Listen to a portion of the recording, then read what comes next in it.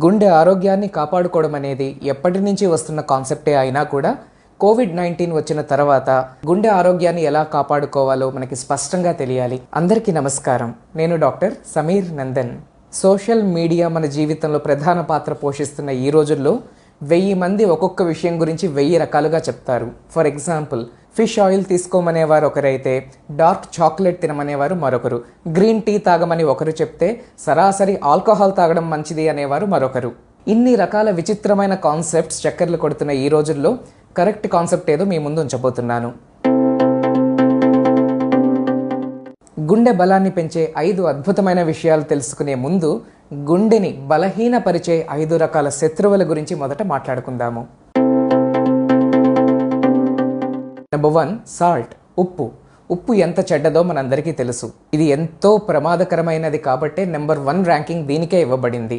బీపీని పెంచుతుంది, అలాగే ఎన్నో రకాల హార్ట్ డిసీజెస్కి కారణమవుతుంది. ఉప్పు ఏమాత్రం తీసుకుంటే పర్వాలేదు. ఒక సగటు మనిషి ఒక రోజుకి 1 టీ స్పూన్ మించకుండా తీసుకోవాలి, లేదా గ్రాముల్లో చెప్తే 5 గ్రాములు మించకుండా తీసుకోవాలి. కానీ ఇంత తక్కువగా తీసుకోవడము ఎవ్వరికీ సాధ్యపడట్లేదు. అక్కా చెల్లెళ్ళు, తల్లులు అందరూ చూడండి, వంట చేస్తున్న వాళ్ళు 1 టీ స్పూన్ ఒక మనిషికి అని చెప్తున్నాను. కానీ ఒక కూరకో, ఒక సాంబారుకో, పప్పుకో, పచ్చడికో ఎంత ఉప్పు వేస్తున్నారో మీకే తెలుసు. మగవారు, ఈ వీడియో చూస్తున్న వాళ్ళు వంటల్లో ఎంత ఉప్పు వాడుతున్నారో మీకు తెలిసి ఉండకపోవచ్చు. కానీ వీడియో అయ్యాక ఒకసారి ఒక పూట కూరకి ఇంట్లో ఎంత ఉప్పు వేస్తున్నారు అన్నది మీరు వెళ్ళి చూడండి. అప్పుడు నేను చెప్పిన కాన్సెప్ట్ మీకు అర్థమవుతుంది. ఒక రోజులో మనం తినే అన్ని పూటల అన్ని వంటలు కలుపుకొని 1 టీ స్పూన్ మించకూడదు. అంతే తప్పించి వంటల్లో వేసినంత ఉప్పు మళ్ళీ వేసేసి విడిగా పెరుగులోని మజ్జిగలోని 1 టీ స్పూన్ ఉప్పు వేసుకోమని చెప్పట్లేదు నేను ఇక్కడ.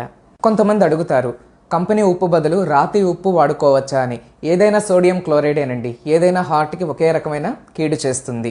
మరి కొంతమంది పింక్ సాల్ట్ వాడచ్చా, తక్కువ సోడియం ఉన్న ఉప్పు వాడచ్చా అని ఎన్నో ప్రశ్నలు.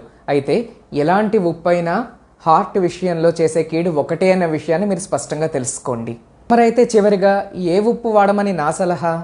మన దేశంలో ఐరన్ డెఫిషియన్సీ అనేది ఎక్కువ ఉంది కాబట్టి గవర్నమెంట్ రెగ్యులేషన్ ప్రకారము ఈ బ్రాండెడ్ కమర్షియల్ సాల్ట్స్ అన్నిట్లోని ఐరన్ అనేది ఉంటుంది కాబట్టి ఐడైజ్డ్ కంపెనీ సాల్ట్సే వాడమని నేను చెప్తాను, రాక్ సాల్ట్ బదులుగా. అయితే అతి మితంగా వాడమని చెప్తాను. శత్రువుల్లో నెంబర్ 2, కార్బోహైడ్రేట్ లేదా పిండి పదార్థము. పిండి పదార్థం అంటే ఏమిటనుకుంటున్నారు? మైదా పిండి, గోధుమ పిండి, వరి పిండి ఇలాగనా?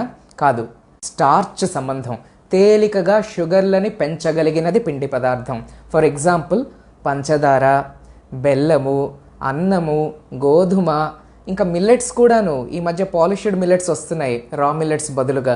ఇవన్నీ కలిపి పిండి పదార్థాలే. ఇవి ముందు షుగర్ని పెంచడం ద్వారా తర్వాత గుండెని కూడా బలహీనపరుస్తాయి. ఎంత తక్కువ ఉంటే అంత మంచిది. మూడవది ఫ్యాట్స్ లేదా కొవ్వు పదార్థాలు. ఇవి 3 రూపాల్లో వస్తున్నాయి మనకి. నెంబర్ 1, కళ్ళకి ప్రత్యక్షంగా కనబడే ఆయిల్ లేదా నూనె, ఫ్రైడ్ ఫుడ్స్, అందుకే మానేమంటాము. రెండవది ఏంటంటే మిఠాయిలు, స్వీట్స్ అండి. ఏ స్వీట్లో అయినా చూడండి ఎంతో ఆయిల్ కానీ, నెయ్యి కానీ, లేదా పాల పదార్థానికి సంబంధించినది కానీ ఉంటుంది. ఇవన్నీ చేరి రక్తంలో కొలెస్ట్రాల్ని పెంచేవే. డయాబెటీస్ కోసం కాకపోయినా గుండెని కాపాడుకోవడం కోసమైనా స్వీట్స్ని బాగా తగ్గించేయాలి. ఎప్పుడో పండగకి, గెట్ టుగెదర్స్కి సరదాగా కాస్త తినండి, లేదా మరీ ఇష్టమైతే వారానికి ఒక్కసారి లిమిటెడ్గా తీసుకోండి. అంతే తప్పించి 3 రోజులకు ఒకసారి, 2 రోజులకు ఒకసారి రోజూ స్వీట్ తింటారంట. భగవంతుడే కాపాడాలి. ఇక కార్బోహైడ్రేట్ని మించి, స్వీట్స్ని మించి అత్యంత ప్రమాదకరమైనది నాన్ వెజ్, మాంసాహారం. అన్ని రకాల నాన్ వెజ్ ఫుడ్, చేపలు, రొయ్యలు, పీతలు, ఇంకా చికెన్, మటన్, పోర్క్ అన్ని రకాలు గుండెకి పెను భారాన్ని కలుగజేస్తాయి. అవకాశం ఉంటే పూర్తిగా నాన్ వెజ్ విడిచిపెట్టగలిగితే అద్భుతమే. మీ గుండె చాలా పవర్ఫుల్గా ఉండబోతోంది. మరీ అది విడిచి ఉండలేకపోతున్నారనుకోండి, ఎంత తగ్గిస్తే అంత మంచిది. సాధారణంగా వారానికి ఒక్కసారి ఏమాత్రం లిమిటెడ్గా తీసుకుంటే పర్వాలేదు. తీసుకునే దాంట్లో కూడా ఏమాత్రం ఫిష్ కానీ లేదా స్కిన్లెస్ చికెన్ కానీ పర్వాలేదు. మిగతా అన్ని వెరైటీస్ భారతీయులని, ఎస్పెషల్లీ ఏషియన్ ఇండియన్స్ని ముప్పతిప్పలు పెడుతున్నాయి. గుండెపోటు తెచ్చుకున్న తర్వాత మానేస్తున్నారు. దాని బదులు ముందే కాస్త జాగ్రత్త పడితే గుండెపోటు రాకుండా చూసుకోవచ్చు కదా. నాలుగవది మన అలవాట్లు, ముఖ్యంగా 3: స్మోకింగ్, ఆల్కహాల్ మరియు కెఫీన్ కంటెంట్. స్మోకింగ్, టొబాకో, పొగాకు 30 విధాల గుండెని బలహీనపరుస్తుంది. ఎంత త్వరగా బయటపడతారో మీదే నిర్ణయం. రెండవది ఆల్కహాల్. అక్కడెక్కడో ఎవడో ఎప్పుడో చెప్పాడట రెడ్ వైన్ తాగితే మంచిది అని. ఎంతోమంది పేషెంట్లు దొరికిందే ఛాన్స్ కింద వైను, విస్కీలు అన్నీ తాగడం మొదలుపెట్టారు. ఈ కాన్సెప్ట్ కరెక్ట్ కాదు అని చెప్పడానికే జాన్ హాప్కిన్స్ అనే ఇన్స్టిట్యూట్ పెద్ద రీసెర్చ్ చేసింది. ఆల్కహాల్ని ఎంత తగ్గిస్తే అంత మంచిది అనేది స్పష్టంగా చెప్పింది. మద్యం తాగుతూ ఉండడం వలన గుండెకున్న మజిల్ కండ బలహీన పడిపోతుంది. కార్డియో మయోపతి అంటారు దీన్ని. ఇది హార్ట్ అటాక్స్కి త్వరగా కారణమవుతుంది, తెలుసుకోండి. ఇక కెఫీన్ ఎక్కడుంటుంది? కాఫీ, టీ మరియు కూల్ డ్రింక్స్లోని.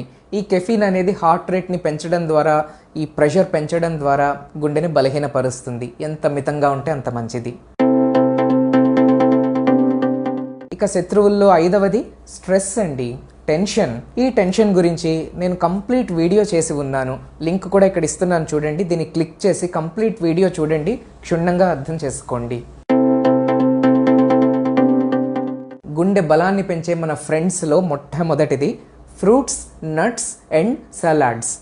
పళ్ళు, అన్ని రకాల పళ్ళు, వాటిలో ఉన్న యాంటీ ఆక్సిడెంట్స్ కారణంగా గుండెకి చాలా హెల్ప్ చేస్తాయి. అయితే పళ్ళల్లో కూడా పిండి పదార్థాలు, కార్బోహైడ్రేట్స్ ఎక్కువ ఉండే అరటిపండు, మామిడి, పనస, సీతాఫలం కాస్త తక్కువ తీసుకోండి.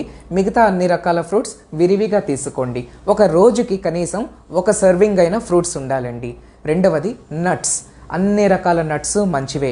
జీడిపప్పు, పిస్తా, బాదం, వాల్నట్ అన్నిటినీ మిక్స్ చేసుకుని ఒక గుప్పెడు మీ చేతిలో పట్టినన్ని రోజుకొక్కసారైనా తినేలాగా జాగ్రత్త పడండి. ఇక సలాడ్స్ విషయానికి వస్తే మీకు నచ్చిన వెజిటబుల్స్, ఆకుకూరలు అన్నీ ఒక కప్లో వేసుకొని పచ్చిగా అయినా తినచ్చు, లేదా కాస్త ఆవిరి పట్టించి పైన కొంచెం మిరియాల పొడి జల్లుకొనైనా తినచ్చు.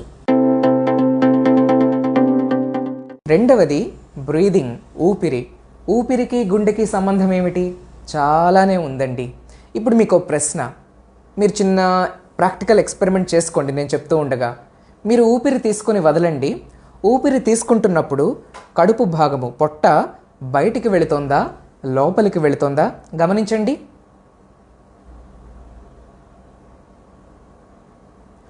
ఊపిరి తీసుకుంటున్నప్పుడు మీ పొట్ట లోపలికి వెళుతోంది అంటే మీరు తప్పుగా శ్వాసిస్తున్నారు.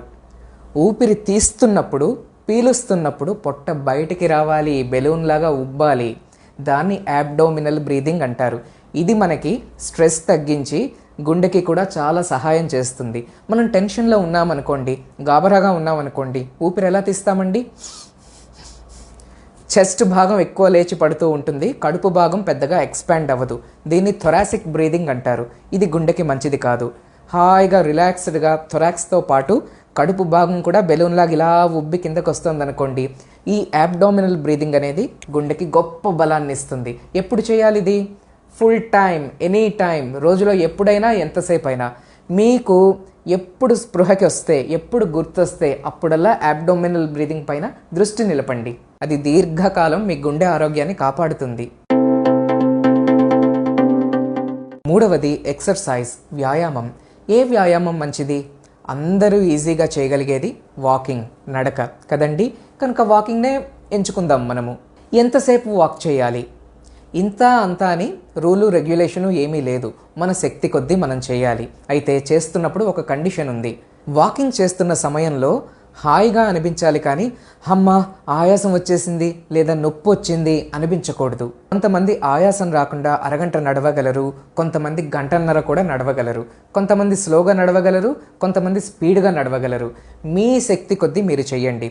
ఊరికే శ్రమ పెట్టుకోవద్దు. అలాగే చేసినట్లు అనిపించాలి, ఏదో వెళ్ళామా వచ్చామా అన్నట్లు కూడా ఉండకూడదు. తగినట్టుగా అనిపించాలి. వాకింగ్ చేసి వచ్చిన తర్వాత మనసు హాయిగా అనిపించాలి, శరీరం కూడా రిలాక్స్డ్గా అనిపించాలి. అమ్మ ఇంకా పని చేయలేం రా బాబు, ఇంకా నిద్రపోవాలి రా బాబు అన్న ఫీలింగ్ అయితే రాకూడదు. మెడికల్ రికమెండేషన్ ఏమిటంటే ఒక సగటు మనిషి 40 నిమిషాలకి తక్కువ కాకుండా నడవాలన్నది. ఇక 4వ friend mental silence. Mental silence అంటే ఏమిటి? మానసిక నిశ్శబ్దం. మనము ఏం మాట్లాడకుండా కూర్చున్నా కానీ, ఫర్ ఎగ్జాంపుల్ మెడిటేషన్ కోసమే కూర్చున్నాం అనుకోండి, లోపల చూడాలి మన హడావిడంతా. బయటకి సైలెన్సే, కానీ లోపల మాత్రం ఎన్నో రకాల థాట్స్ అలా అటు ఇటు ఇటు అటు గెంతుతూనే ఉంటాయి కదా. అందుకని లోపల సైలెన్స్ అనేది మనం సాధన చేయాలి. సైలెంట్ సిట్టింగ్ అని పేరు పెట్టుకుందాం దీన్ని. ఎవ్రీ డే ఒక 10-15 నిమిషాలైనా సరిపోతాయి. స్నానం చేసొచ్చి మంచం మీద హాయిగా కూర్చొని, మంచం మీదే కళ్ళు మూసుకొని ఏ ఆలోచన రాకుండా ఒక పావు గంట సేపు, కావాలంటే అలారం కూడా పెట్టుకోవచ్చు, ఆ 15 మినిట్స్ ఏ ఆలోచన లేకుండా గడపగలిగామనుకోండి, ఆ సైలెన్స్ అనేది గుండె శక్తిని అపారం పెంచగలదు. ఇక సహాయకారుల్లో 5వది సత్సంగం. అంటే ఏంటి? Good company. ఇదేమిటి డాక్టర్ గారు, ఇది భగవద్గీత వీడియో కాదు కదా, మెడికల్ వీడియోలో మళ్ళీ మీరు సత్సంగాలన్నీ పట్టుకొస్తున్నారు అని ఎవరికైనా డౌట్ వస్తే తెలుసుకోండి. మనం ఎంతసేపు మోడర్న్ మెడికల్ పాయింట్ ఆఫ్ వ్యూలోనే మాట్లాడుకుంటాం. మరి ఆయుర్వేద శాస్త్రం చెప్పింది వినక్కర్లేదా? ఆయుర్వేదం అంటేనే మందులు వాడడం కాదు, ఒక జీవన విధానం. మన జీవన విధానంలోనే సత్సంగం అవసరమని మన శాస్త్రాలు చెప్పాయి. సత్సంగం ఎక్కడ దొరుకుతుంది? Good books. అంటే నవలలు కాదండి, అసలు బుక్ రీడింగ్ హ్యాబిటే ఈ రోజుల్లో పోయింది. కానీ మంచి పుస్తకాలని, ముఖ్యంగా భగవంతుణ్ణి మనకి దగ్గర చేర్చే పుస్తకాలు, భగవద్గీత, బైబిల్, ఖురాన్ లాంటివి తీసి చదవాలి. 10 నిమిషాలు బుక్ చదివి అదే ఆలోచన మన మనసులో రోజంతా మనం నిలుపుకున్నాం అనుకోండి, ఏ రోజుకు ఆ రోజు మనం ఎదుర్కొంటున్న స్ట్రెస్ పాళ్ళు బాగా తగ్గిపోతాయి. అలాగే మన ఫ్రెండ్స్ విషయంలో కూడా మనకి లేనిపోని విషయాలన్నీ చెప్పి, పాలిటిక్స్ గురించి చెప్పి, చుట్టూ జరుగుతున్న వినాశనాలన్నీ చెప్పి టెన్షన్ పెట్టేవాళ్ళు అక్కర్లేదండి. దాని బదులు సమాజానికి మనకి మంచి చేసే విషయాలని చెప్తూ మనల్ని పీస్ఫుల్గా ఉంచగలిగిన ఫ్రెండ్స్ మనకి కావాలి. అలాగే కంపెనీలో 3వది మన మొబైల్ ఫోన్, అందులో ఉన్న social media, news papers, news, ఇవన్నీ కూడాను. ఏదైనా కానీ మన మనస్సుని ఎఫెక్ట్ చేయనంత వరకు ప్రాబ్లం ఏం లేదు. కానీ అవి చూస్తూ చదువుతూ మనం ఎఫెక్ట్ అయిపోతున్నాం అనుకోండి, కూలిచ్చి గుద్దించుకోవడం అంటే ఇదే. కనుక ఫ్రెండ్స్, గుండెకి కీడు చేసే 5 శత్రువుల గురించి విన్నారు, మేలు చేసే 5 మిత్రుల గురించి కూడా విన్నారు. చాయిస్ మీదే. ఈ 5 బలమిస్తారా? ఈ 5 చేతుల్లో బందీలైపోతారా? ఈ అమూల్యమైన విజ్ఞానాన్ని నలుగురికి పంచండి, షేర్ చేయండి. ఆరోగ్యవంతమైన కుటుంబం కోసం, సమాజం కోసం మీ వంతు పాత్ర మీరు కూడా పోషించండి. మరొక మంచి వీడియోతో మీ ముందుకు వస్తాను. అంతవరకు టేక్ కేర్. నమస్తే.